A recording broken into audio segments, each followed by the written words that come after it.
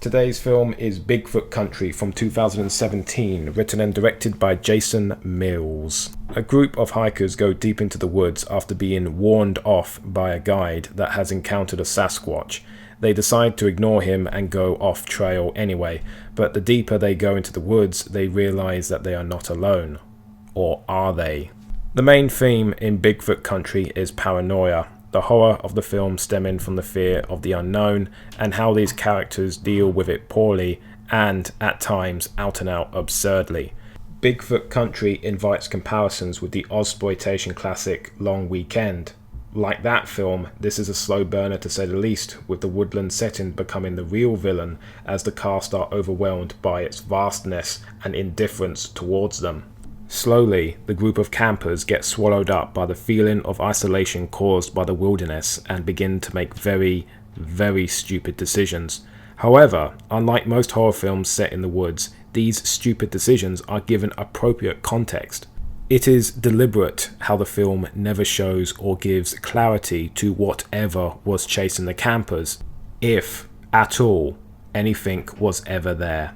The real horror comes from the poor reaction by the campers to a perceived threat. They mortally wound themselves and each other because they are panicked, a perfectly human reaction. The real villain in a high-stress environment, if you happen to be high-strung, can often be yourself. This is the point the film is making, and it's one that has been rarely pointed out in horror films as it has been so clearly here in Bigfoot Country. If the threat was clearly made out in the film, then the events here would be comedic instead of being lightly tragic. It does help a lot that the actors here all give good naturalistic performances and are likable for the most part. Bigfoot Country is an odd fellow, but it does indeed steam a good steam. I would almost say it was a parody of Creature Features, but it plays it so straight it becomes kind of wince-inducing to watch. These dumb decisions are all quite believable, and it's harrowing as well as frustrating to watch these characters do these things to themselves. I cannot remember the last time I saw a horror film quite like this one.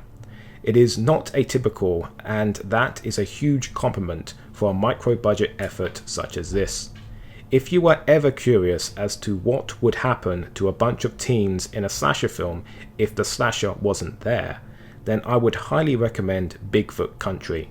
It's a very smart and unique take on a well-worn premise. Thanks for watching. Please like, comment and subscribe. Tomorrow's film is Rage of the Mummy.